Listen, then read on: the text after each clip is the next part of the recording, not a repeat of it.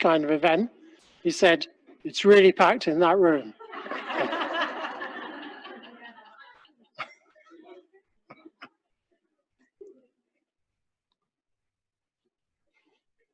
And your choice this afternoon is that old guy, this old guy, or that old guy.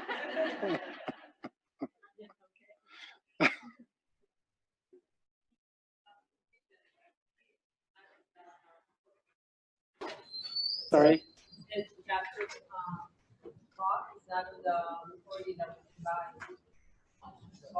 They won't be taping this but they're taping ours. So my potential audience is much bigger than this. That's what I wanted to hear.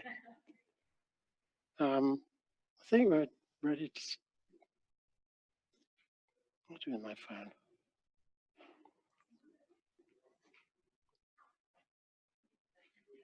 Yep.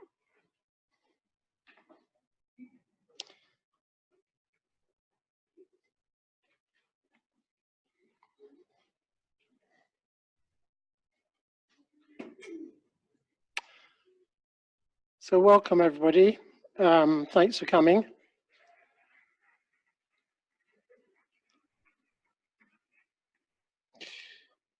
One of the challenges I find in presenting is I never quite know how much material I've got. So I never know whether I've got so much that we get to the end and I've only covered half of it, or alternatively, halfway through, I discover I've finished my material. Both are fine, don't worry. It's just, so let's keep this very informal. Rather than saving up any questions for the end, if you have questions or comments during the time I'm talking, that's fine, as long as they don't end up taking too much time.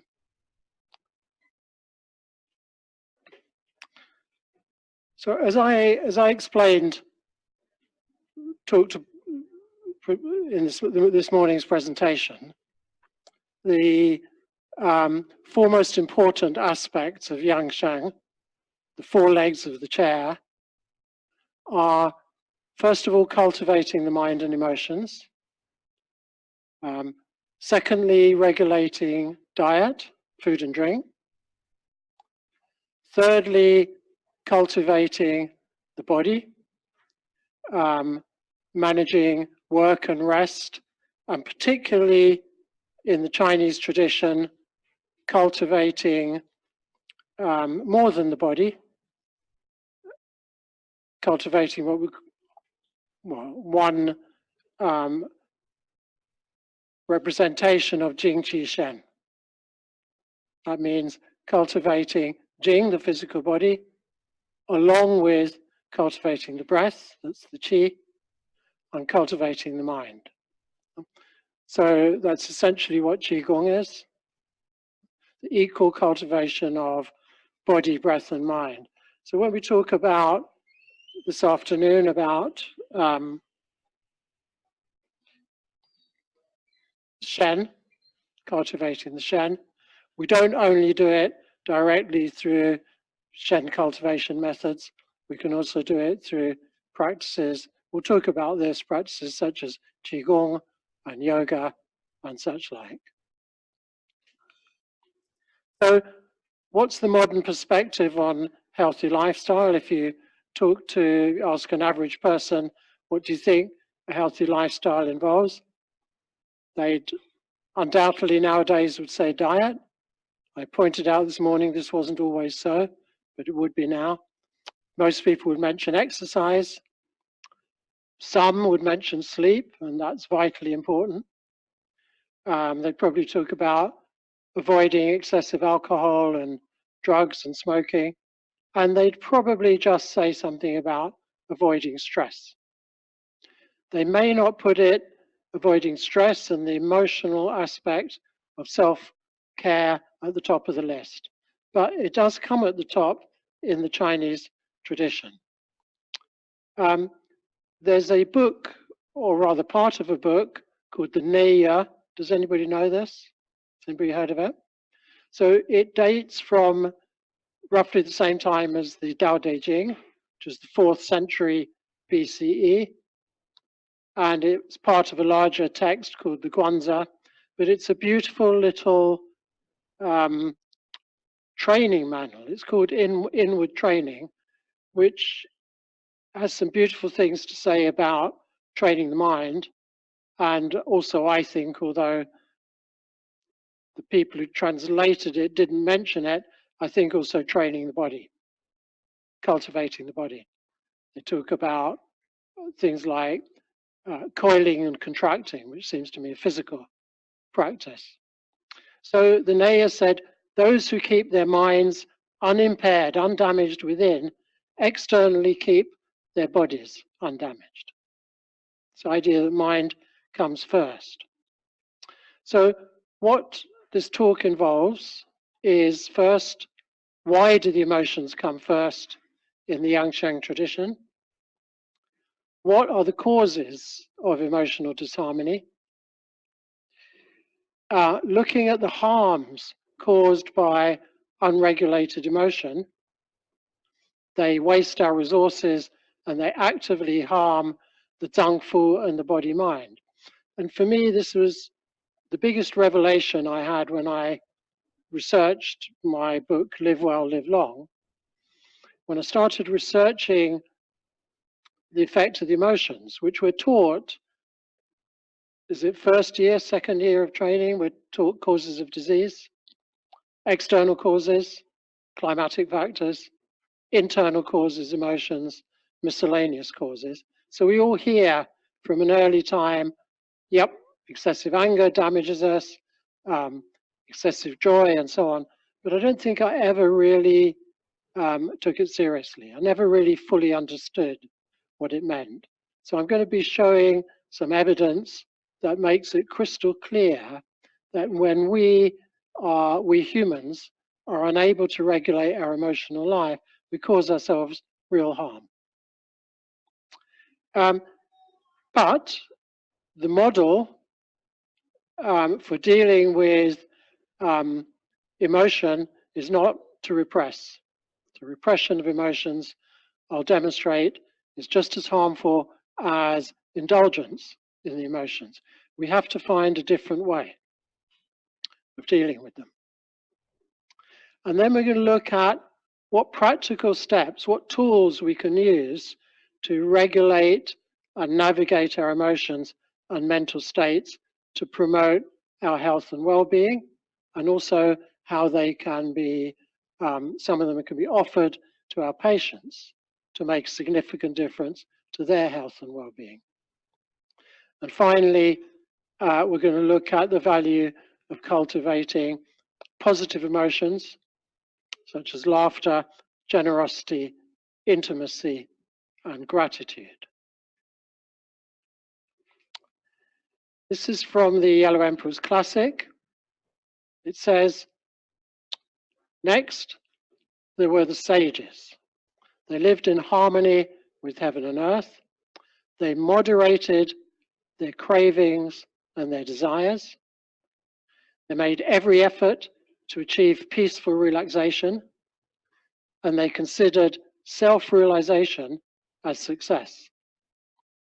The physical body did not deteriorate, and their essence did not dissipate. They too could reach the number of 100 years. So this lays down very clearly that achieving a level of serenity and management of the emotions is a fundamental part of bodily health and long life. Here's another quotation. I do love quotations. I hope you forgive me. This is from a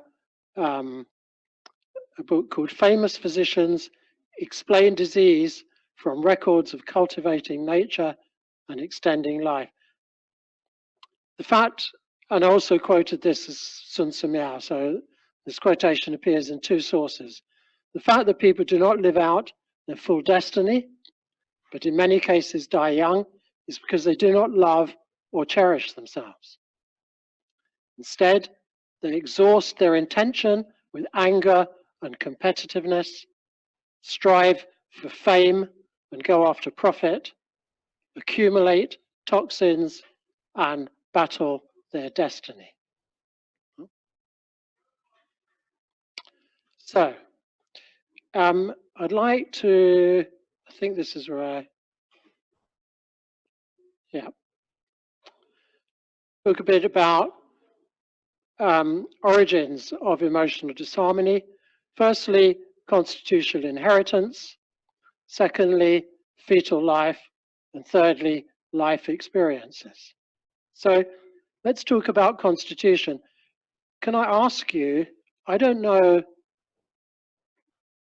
was the idea of constitution and its ramifications, would you say that was part of your Chinese medicine education? Yeah? Some nods, some dubious nods. Okay, so let's look at it. And I teach Qigong. I practice Qigong and I teach Qigong. And I've done so for 30 years. And what I've discovered from Qigong is that it's the very simple things that we know, and we keep coming back to, that deepen in profundity every time we come back to them. So in some ways we want new and exciting information. Often the richest information is the simple stuff we know, but every time we re-encounter it, we discover its significance more deeply.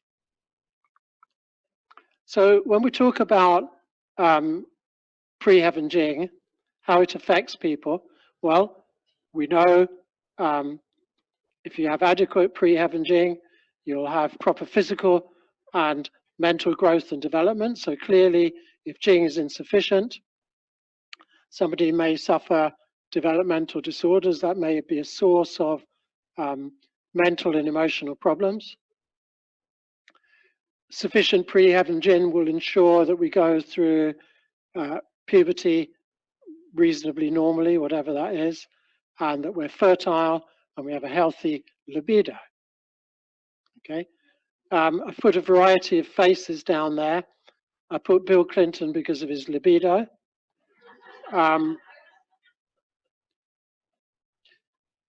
So generally, it's quite interesting. When I wrote the terrifying sex chapter of my book, one of the interesting things is scientific opinion seems to contradict Chinese medicine opinion most clearly, more than anything else, when it relates to male sexuality. So in Chinese medicine, wanton wasting of seminal essence is the cause of aging, and in Western medicine, there's some evidence that the more ejaculations a man has, the healthier it is for him, which is kind of a contradiction. What might reconcile these two is constitution. So the stronger a constitution a man has, the greater likelihood he's got a very vigorous libido and has lots of sex. And sex is not the cause of him living longer, it's the strong constitution. So is that clear? Yeah. Okay. If we have a strong constitution, we're likely to have a strong body, a naturally strong body, strong bones, good stamina. That's why I put Margaret Thatcher, one of the reasons, one of the many examples of people with particularly strong constitution who only needed around 4 hours sleep every night, leaving her 20 hours a day to wreck the United Kingdom. I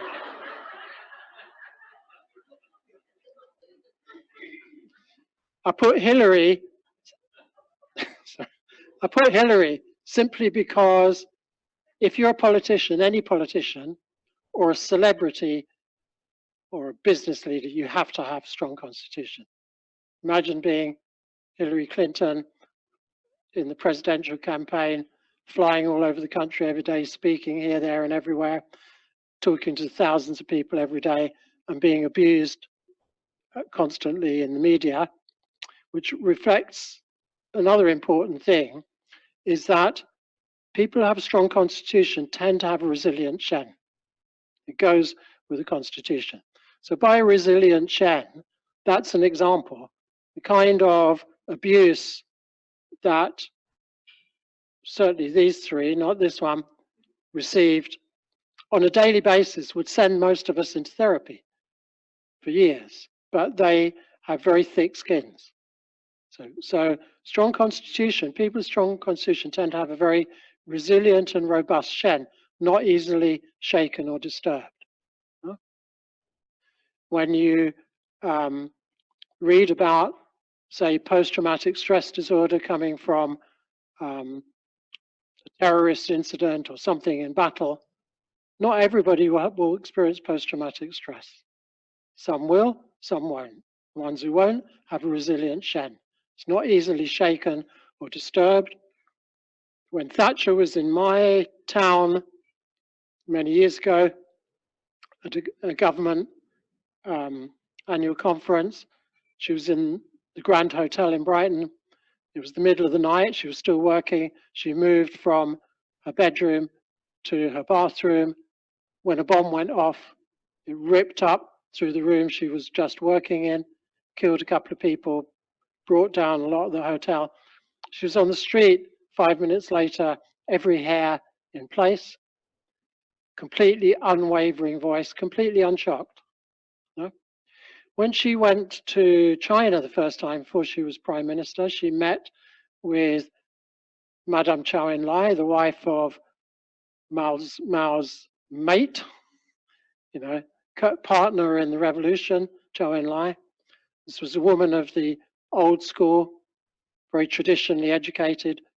She was old, she was sitting down, she saw Thatcher walk in. She looked at her and said, first thing she said is, I must congratulate you on your excellent constitution. Just through looking at her. Particularly, did you study about face shape, head shape? Yeah, this square shape with very strong jaw. Okay. So the first source of whether we have a resilient Shen or a more vulnerable Shen comes from our constitution. When we say vulnerable Shen, we would say somebody who's more easily nervous, more easily anxious, more easily shy, more easily worried, and so on. But, as I said this morning, the inherited pre-heaven Jing from the parents, it can be modified by life in the uterus. And unfortunately, kind of modified mostly negatively. There is some evidence that if women practice, say, meditation during pregnancy, that may contribute to a more harmonious baby. It's certainly thought so in the Chinese tradition, not just meditate, but listen to peaceful music and look at beautiful things. But what is certainly the case is that if there are traumatic incidents during pregnancy, that can impact on the lifelong mental and emotional health of the child, particularly if it occurs within the first 3 to 5 months. Interestingly, after that time, emotional shock or trauma doesn't seem to have that effect. So in later pregnancy, if there's going to be harm, it's more likely to be caused by poor diet, by abuse of alcohol or abuse of drugs, and so on. So this is the subject of Tai Jiao. Are you familiar with this term?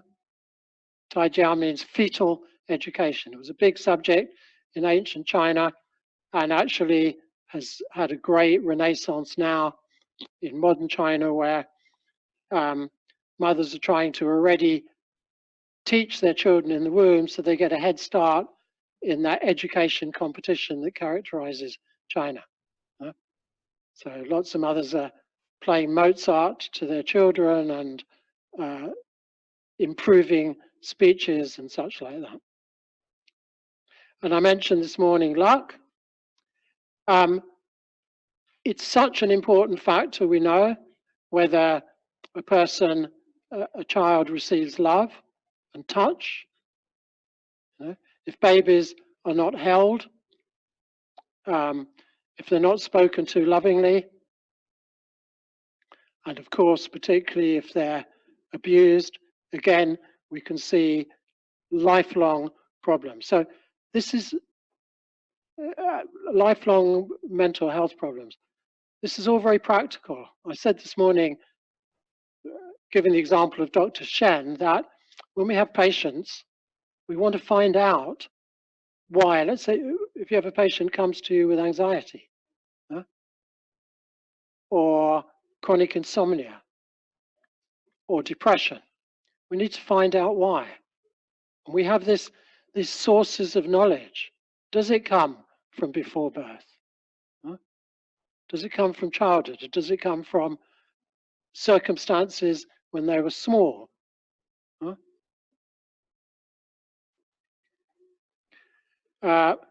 Traumatic experiences in life, whether it's when people are children or older, these can leave lasting effects. Poverty, again, repeated this morning, it's really important to remember, if you're born into a poor family, you're much more likely to have a low birth weight. We know that babies born with a low birth weight have much greater challenges, health challenges in life.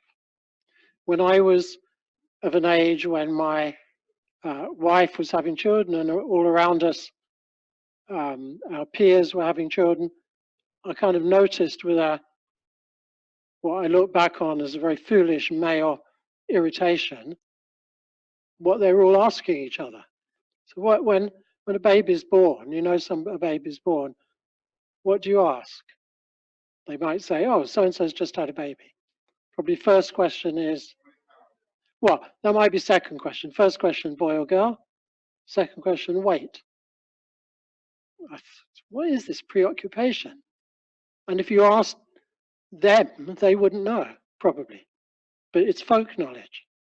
It's folk knowledge that if you have a low birth weight baby, that's relatively, you can't say it's bad news, but that baby has more chances of having health problems in life. And nowadays, it didn't used to happen so much. Nowadays, you get the same with overweight babies. So all these things can have lifelong psychological and emotional impacts. As far as lifestyle, as far as causation of disease is concerned, well, I mentioned that we have three categories: the external factors and the internal factors. The internal factors are excess of what are called the 7 emotions: joy, anger, worry, anxiety, overthinking, preoccupation, grief, fear, and fright. And there are other causes that can affect the mind and emotions, especially when combined. We'll look at poor diet and eating habits. Actually, I'm not sure whether we look at these. I think we look at these later. Are you familiar with the microbiota? Anybody not? Okay, one or two not. So relatively recent discovery or understanding has been that we're not entirely human. Only about 90% of us is human in terms of weight, body weight. About 10% of our body is not human. And as far as cells are concerned, there are far more non-human cells in the body than there are human cells. And the vast majority of these not human organisms reside in the gut. The gut is the richest source of complex biodiversity of any system on Earth, any piece of soil, any animal. This is where it's all happening. And we call this the microbiota. And what we understand now is that the microbiota play an incredibly important synergistic role with us as humans. And the microbiota affects our health, affects our body weight. So for example, if you take microbiota from an obese person and put them into a thin person, that person can become obese. Incidentally, first person in recorded history to use some form of microbiota transfer was the 3rd century alchemist Ge Hong, who prescribed, I won't say any more than just give you its name, yellow soup made from fermented feces. There was also a medicine where you pack a section of bamboo with licorice, seal it thoroughly, and put it down a latrine for 18 months. So the bacteria can penetrate into the licorice through the pores in the bamboo. So the microbiota has numerous effects on us, but a big relationship between the microbiota and our emotional, psychological, and mental life. So when we have healthy microbiota, there's much more chance that our emotions will be stable and our mental life will be stable.